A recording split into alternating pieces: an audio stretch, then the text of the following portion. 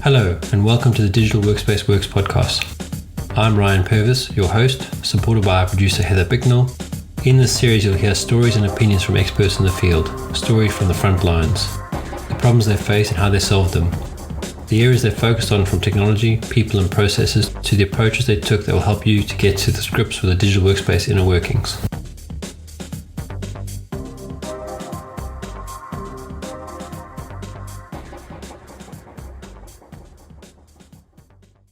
Speak. Yeah. Sorry about last week. I was on my hiking vacation. I was in the woods. Sorry, I've completely forgot about that. Yeah, no, I should have canceled the calendar invite. But yeah, I'm also terrible at remembering people's vacation times. It's hard to keep track of. So. Yeah, exactly.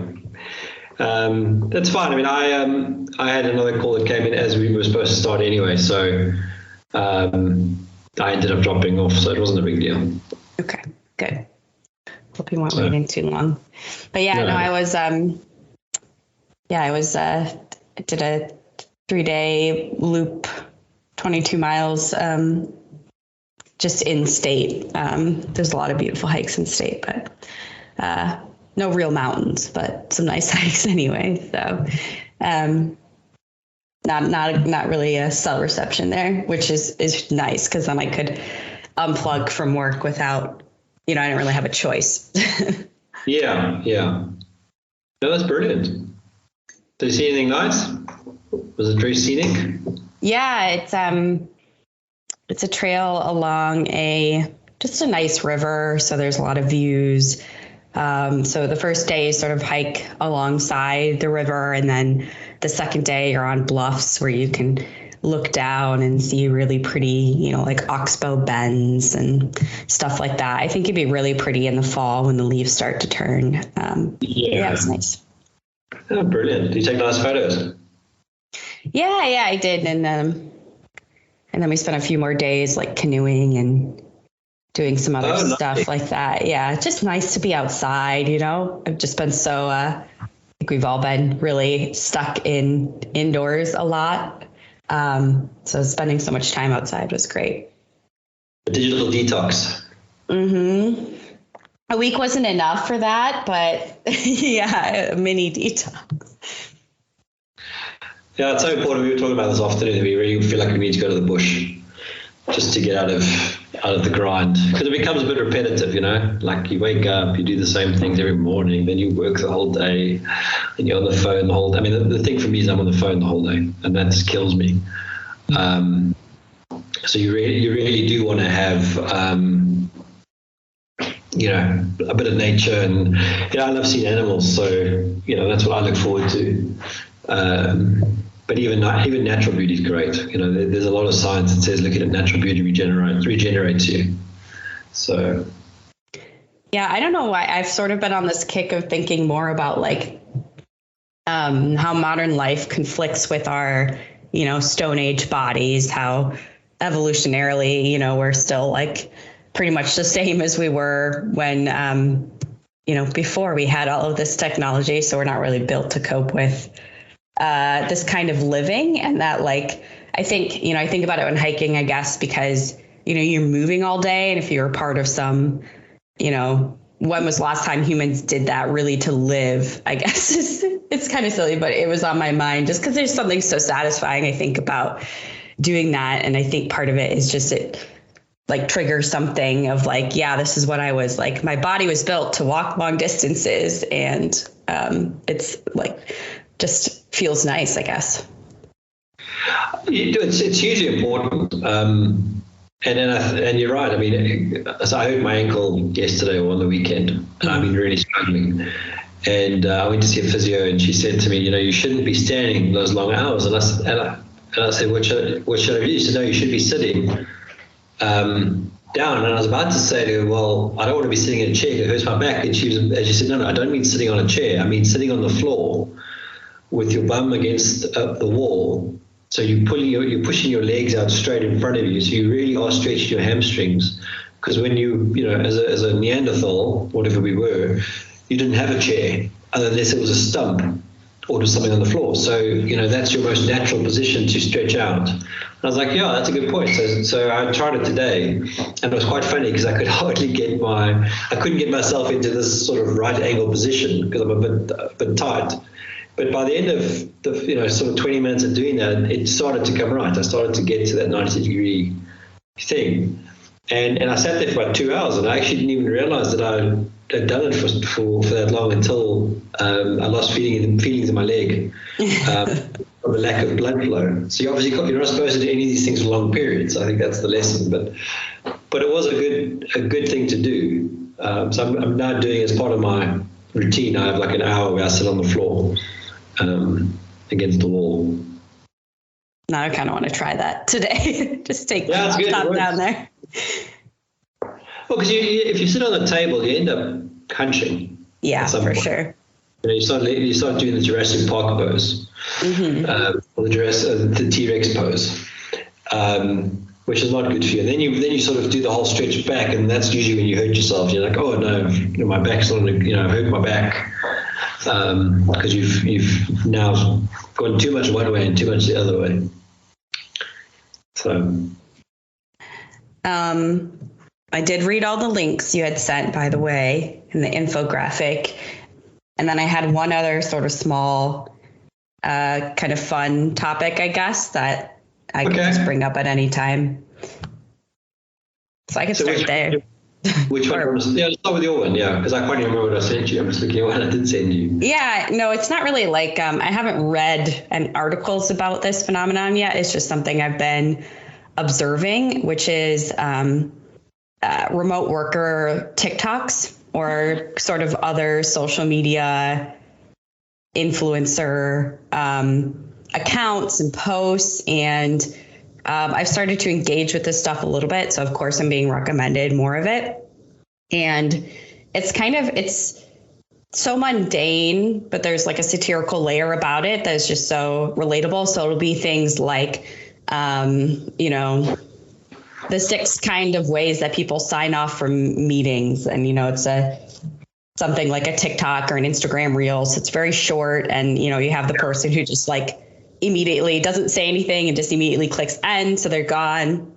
Someone who does like a protracted bye, someone who like waves a lot, just like different observations about like the weirdness of how we work. It is funny because I always look for who's the waver, because I'm a waver. So cheers, see you later, bye. And then you do get the people that just as you're about to end want to say something else. Yes, that's one of the types. Yeah. So I'm very quick. Bye, cheers. Press the leave button, because if you really want to talk, we'll talk again. But because usually it starts another 30-minute conversation. Yeah.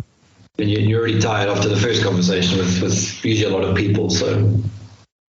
Yeah, but there's a lot of accounts out there that this is just what they do, and they're amassing large followings, and, they exist to like give observations on, humorous observations on corporate life. And I just think it's interesting that we're in a place where I feel like we've had these work influencers, right, who are kind of more, either they're experts in their field or they're very entrepreneurial, or they're like, giving advice of some kind. But to have just kind of humor accounts to make fun of things like the Microsoft Teams dial tone, it just speaks to like, I think it's something that came out of, remote work and the pandemic, and kind of caused these things to sprout up because of a lot of the idiosyncrasies, I guess, of remote working. And it can be funny to, you got your collar shirt up top, your pajama bottoms on. Yeah. There's just a lot of things like that lend really well to humor. Look, I think it's a sanity thing too. I think we need that sanity, because it can be a grind. And, I notice it as well when, and I don't do TikTok, so I haven't seen any of these videos, but you do watch people to see what they do. And I think it's actually quite an important thing from a depression point of view, because, I was talking to one guy on the phone the other day, and through the conversation, he basically said it in as many words. He's lonely. He's a single guy. He doesn't have, he's not in a relationship with anyone. Sitting at home for a year in lockdown was not good for him. And the only way he could talk to people was, or he felt at least, was on his sales calls. And I don't even think about it, because when I finish a call, I go talk to my family. I don't really, I'm not alone. But even I had an episode where I just felt completely depressed. It was like the darkness had come in, and I just couldn't see the end of the darkness. And I put that down to being, with COVID, locked up for 2 weeks and then recovering from it. I wasn't going out at all. I was basically in my little complex walking around. So I wasn't getting stimulated by new people. It was the same people. And, I'm one of those people that needs to be out and about. And, so I booked myself to go and see friends for lunch and all the rest of that. And that instantly picks the mood up. So I think the humor is good. But I think it might be worth looking at the underlying negativity too. Look, I don't think you can do as many naps as you do when you work from home in the office.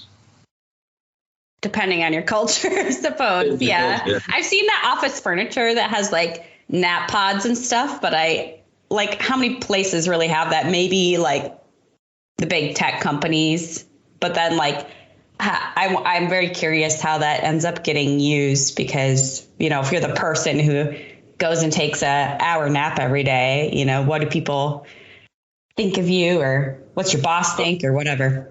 Well, I think that's the big problem is there's a stigma with doing that. But I can tell you, I've noticed since I've been back in SA, I don't have that nap that I used to have back in the UK. I used to take a 10-minute, 20-minute meditation nap, usually around 3 o'clock, and it's in my diary. But I don't know if it's the weather here or what, but I just, when I go down to do it, I just don't have I'm not tired, so I don't do it. So I get bored, but I'm starting the process, and then I just kick up and say, you know what, I'd rather go and do something. And I don't know what it is. But in the UK, I was doing it quite a lot. And, that second part of the day was so productive because I'd taken that break. And I'm still productive here. That's what I'm finding so weird. It might be the sunlight. I don't know. But, I've worked in businesses where, you don't have the time between meetings to even go to the bathroom or eat lunch, let alone go have a nap somewhere. Mm-hmm. And I hope that's changed. I hope people have become a bit more respectful of people needing a break. And, you need to protect your time. Even today, it's been another day of back to back to back to back. Thankfully, after our meeting, I've got half an hour off, which I'm going for a walk in the sun. So if anyone needs me, they can phone me while I walk. Yeah, that's a good idea. Yeah, I think, I guess coming back to the, sort of some of the negative sides I think that why the humor of those accounts works so well is because a lot of this is just like slogging through the day. So to bring some levity to it, to make fun of these situations, and then to know that so many other people are experiencing these same things, is, I think it brings some relief. But on the break element, I think I'm bad at this, so I can't really offer advice. But I think giving yourself permission to take a break and not feeling any guilt over it is so important. But you really have to be protective of your own time in that way, which can be hard depending on, the expectations put upon you, your, level in the organization, in your career. But you have to do it because, it's a recipe for burnout and dissatisfaction and just not even like physically taking care of yourself at all. Oh, well, that's it exactly. And I think we've talked through this before, and that's where this infographic that I sent you, the evolution of the employee, I think is so true. We're almost brute force trained that you've always got to be on and working, and you know, in this infographic, it's you got to work 9 to 5, whereas you should be able to work not necessarily when it suits you, but if you want to spread your work out through the day, that should be okay, provided you are not a hindrance to other work. And also, a lot of these old behaviors are related to a sort of hierarchical structure where, you know, if you don't do these things, you're not considered for promotion, you don't get your bonus. You know, it's very much a stick more than a carrot way of working, which, you know, when I look at the sort of positives, you know, you create your own ladder, you focus on outputs, not putting hours in, using any device. You know, you define your own career trajectory. You're a leader because you choose to be a leader, not because you're put in a position to be a leader. You know, those sorts of things. And you know, mental health and physical health are two important pillars of that. And you know, I've worked with bosses that work 15-hour days, and they get upset when you don't work 15-hour days, and you're like, but I've got kids, and you know, I also want to go to gym, and I also want to have a hobby, and you know, that's almost treated like, well, you're not serious about work, or you're here for a lifestyle work, and it's not that at all. It's you want balance in what you do. And I mean, I think Elon Musk said it best: if I give you a year to do it, you'll take a year. Well, what can you do if I give you three months or 3 days? You know, you'll get the same. You'll be a lot more focused, and you'll deliver the same stuff. A lot of these organizations I've worked in, the time to deliver is so long. You've got the time to do it anyway, but you could compress it if you've got less time, because you don't waste as much time. And I mean, I've sat with people that waste a lot of time, and then they're always under pressure for their deadlines. Whereas if you're a bit more balanced, you know you've only got 6 hours of work to do today, you'll do the 6 hours at a very hard pace because you're trying to make space for the other things. Whereas, you know, you can expand your time and do less, do the same amount of work, but you're not getting the other benefits. Sorry, I don't know if that made any sense, but... No, it did. Yeah, no, the kind of like the you know, work filling the container that you have for it. I think there's obviously like limits to that. You know, you couldn't do like plan and create a whole presentation in PowerPoint that looks really nice in like 20 minutes. But I think there is definitely, you know, I'm a procrastinator. So if I don't think about things sort of in that way, to an extent, then things will just kind of shuffle. But look, procrastination is normal. And I think this is kind of the point, is that, you know, during the workday, it's very easy to get caught up in the reaction action stuff. So, you know, you get pulled into a meeting, and because you're on Teams and Slack and whatever, there's always something going on. So you're always on it, and you're always connected. But to do the actual deep work or the brain work, to do that PowerPoint presentation, you know, you need to disconnect from all those things. And sometimes the only time to disconnect from all those things is when everyone else is asleep. You know, if I want to write a document, I definitely get up at 4 o'clock in the morning and write it at that point.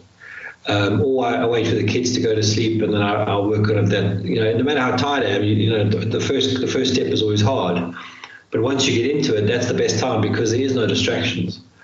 And that's where this 9 to 5 mentality doesn't work, because if you already put your 8 hours in theory, you shouldn't have to put more in that day, according to, you know, your contract or whatever it is. But if you are outputs focused, then you manage your own time, and you know that procrastination is not that it's there, because it's always going to be. That's a human behavior by default. We are designed that way. But you can find the time that suits. And look, the motivation isn't always there either. It's not a magic thing. I mean, my wife and I argue about this all the time. She doesn't want to write a piece of content because she doesn't feel like it right now. And I'll say, you're never going to feel like it ever. But the minute you start, you'll get into it, then you'll feel like it. You know, it's one of those weird things. We always think we need to be in the mood to do it, but actually you can create the mood by doing it. And that's the same thing. So you know, the balance is you know, trying to not be a workaholic. It's working balancing your work between the right things at the right time. I think that's really what I'm trying to summarize. Yeah, I don't remember the name of the method, but, just starting something, like giving yourself, I only need to do this thing for 5 minutes.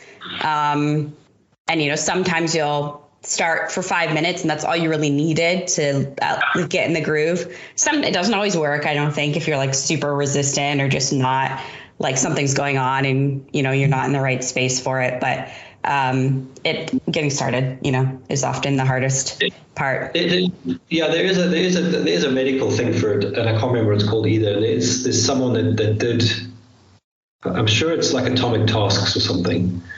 But it's also breaking up, big things into small things.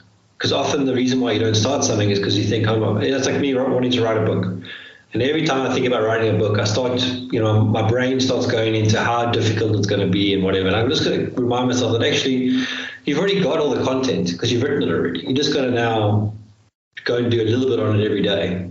And that's sort of the trick, is to keep breaking into small pieces, to do a little bit every day.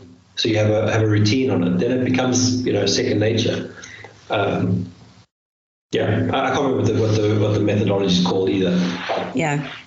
But I think it's interesting. A lot of these things that we've been discussing, it's like, employees, individuals are sort of left to figure these things out for themselves, and everyone's sort of inventing their own way, which is kind of silly to an extent, because it's not like we haven't done knowledge work for a long time. And, there are ways to think about project management, but there's not a lot of, it's not something you get in school. Obviously you have to learn the rhythms of homework and testing and everything, but it just seems like something that corporations could potentially save themselves a lot of productivity on. Yeah. Well, remember that the average corporate employee is taught, and this even goes back to the school example you're suggesting too, you're taught to be told what to do, and you're taught to follow someone else's schedule, and you're taught to answer the questions that you're given, and those are all very bad ways of teaching someone, because and this is where you have the rebels who don't like that, and they get called rebels. They get in trouble because they don't want to follow the schedule. They don't want to be told what to do, and they also don't want to answer just the questions you give, but they also want to ask questions and get those answered. And that's the mental shift we need to go through. So a lot of the things that you're going through there you're saying is the old corporate mentality, where if you think about it, the old way to get promoted was to be the one who had all the information and could one-up everyone else because you had it and no one else had it. It's a very oversimplification of it, but it is the political thing. A power play, yeah. It's all about power. And there's a very good book by Richard Green called The Laws of Power, something like that. And he goes through plenty of examples. And it's all backed up by history of Genghis Khan did this to do that, and this is the power play and all the rest of it. And what really needs to happen is what you're saying, is that we're a networked organization now.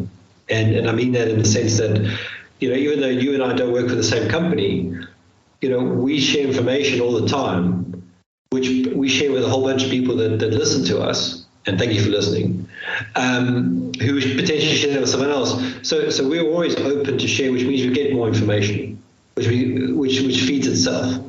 And when you work in your own organization, the best way to be recognized and to be accepted now is to be someone who's open, who shares, who's friendly, that's honest, that's authentic. Because there's too much. And I'm trying to word this in the nicest way, but by hoarding things, you create a negative vibe. By being open about it, you create a good vibe. And even if you give away an idea, it doesn't mean that you lose the idea, but you benefit more because someone will take your idea and add something to it. And then they may take it further, and you may not commercially make money out of it because someone took the idea and did something with it. But there was no guarantee that if you held on to the idea, you were going to take it and make something of it either. If you know what I mean. Like, my wife always gives me shit when I don't get people to sign an NDA for something that I'm thinking about. And I say to her, well, sometimes I don't really care about the idea. Like, it's a good idea, it's an idea, but I don't want to invest my next 10 years working on it. But if I give it to Joe Blogs and Joe Soap and whoever, and they take it and they do something with it, then fantastic. And she goes, yeah, but then you don't make any money out of it. I said, well, they had to put the effort in, they make the money. And maybe the idea doesn't work. And then they waste their time and it doesn't work. So either way, but by holding on to it, then you don't create a good vibe on it, so you don't work on it either anyway, because there's always something else you got to work on. Totally. Yeah, I think those knowledge silos are so interesting. And they're so, I'm always sort of taken aback a little bit when I come up against them, or like there's some piece of information that does feel like it's hoarded, and it's like, why isn't this just out there in a team wiki or whatever? Well, if you think about, I have many examples of this, but you've got a sales organizer. I'll tell you one of the things I'm going through at the moment. So we are arguing with our medical insurance company about something. Now, the new business side, part of the same company, has no access to our medical history on the claim side. So when they signed us up, they didn't check any of our claims previously. Now, we've been with this company, my wife's been with them since she was born, until we moved to the UK. When we moved to the UK, we joined them there it's another business. And now that we've been back in South Africa, we've joined them again. So, we've been very loyal to them. And when you fill in the forms to join them, you're supposed to stipulate all the things that you've had. Now, we stipulated as much as we could remember. We didn't tick one box. This is what the argument's about. We didn't tick this one box. And they're arguing with us. And our argument is, well, you've got all our history. Why do we even need to tick the box? Why do we even need to fill in the form again? Yes, we need to fill in the form for the period of time we're out the country, because I get there's a legal requirement for that. But because you've already got the information, you should already be bringing that into the discussion, because you've already signed all the forms that give you access to information. So we almost expect you as the service provider to have an enriched service because you have all the information. Yet you're asking us to provide our information, expecting us to be more accurate than you. And I mean, the average human, in fact, let's be honest, all humans haven't got great memories for every single thing they've ever had done to them medically. We were joking about how, can you remember what happened to you when you were 3 years old? Because your parents may not remember either. And the medical records in those days were on pen and paper. They were not on, honestly, I was born in the 80s. There was computers that just started coming out as personal computers. So there was a guarantee my doctor didn't have one. TV only came into fruition in the 80s in South Africa, or late 70s. And it's that thing. It's just there's a level of what's the word? Openness that's required. You made it, like when we did the application, you made the mistake. We've picked it up in our records. Is this still correct? And you say, yes. Oh, sorry. Thanks for picking it up. Write that into our exclusions, and then it's fine. But instead, it's become this nasty mess because these two silos don't talk to each other. Yeah. And it's such an obvious thing where they should talk to each other, especially as me as the subject of that question, or in fact, it's Kirsten, my wife, has already given them permission to do it. So legally, they are granted the permission to do it. But they're two separate business units, and they will not talk to each other. So one talks to you, and then you talk to the other one, and this is how it works. And it's just crazy. It just creates such a poor experience. Yeah, that seems like just so unnecessarily painful way to go about it. If they're going to call you out on it anyway because they could figure it out, it's like, well, then why didn't you just do it? Yeah, it's a lot to be expected to remember your own entire medical history. And a lot of people, might not have the education or, great memories or whatever circumstance to do that super accurately or remember everything. I'll be honest. I've got a spreadsheet Notion of all the things that I can remember. I kind of keep track of a little bit, But it's for no other reason than I happen to wanted to do it for a thing to see what it would look like in a list. I haven't, it's got no real reason. So when it came to filling in my stuff, it was quite easy. I was like, tick, tick, tick, yeah, I've done that. But Kirsten doesn't remember. And in fact, we've got a crate back in the UK. I mean, the crate is massive, full of all her files, because her files are that thick. And I said to the guy on the phone, I said, listen, I'm not in my home right now. I'm renting a house in another country. We're just here for an extended holiday. Basically we're stuck here. So if you actually wanted my full medical history, I'd have to ship the whole crate here to go through it because it's not digitized. And he said, well, and then it was kind of this, well, why didn't you do that? Because we need this for your form. And I'm thinking, that would, to sign up your medical insurance to do that, it's illogical considering you've got all the information in the claim site. The data's there because you've got a 10-year requirement to store it, plus other legislation. So it is just bizarre, and that's a great example of what the average corporate is like. One tower doesn't talk to another tower because it's got all this rigmarole that's been put in between. It's actually probably no longer relevant anyway, but we've always done it that way, so we won't change it. Yep, that inertia to change from the legacy behaviors can take a lot to overcome. The bigger, and I imagine, I've never worked for a large corporate, but I imagine there's just more of that, the bigger the company. Yeah, I can't remember who gave me the stat, but when the minute you go over 1,000 people, then every person you hire over that amount is to keep the business running. It's admin for the business. It's not to generate more value. Which is a scary thought when you think of, I've worked in businesses of 130,000, 450,000. Okay, probably that 1,000 mark is slightly different in those sizes, but it's still a lot of people hired to keep the business in place, not to actually do value for the customer. Yeah. So anyway, I do need to go. I want to get a walk in before my next meeting. Yep. So good to catch up, and we'll chat next week. Sounds good. Okay, enjoy your walk. Thanks, Abe. Bye. Bye. Thank you for listening to today's episode. Heather Bicknell is our producer and editor. Thank you, Heather, for your hard work on this episode. Please subscribe to the series and rate us on iTunes or the Google Play Store. Follow us on Twitter @the DWW Podcast. The show notes and transcripts will be available on the website www.digitalworkspace.works. Please also visit our website www.digitalworkspace.works and subscribe to our newsletter. And lastly, if you found this episode useful, please share with your friends or colleagues.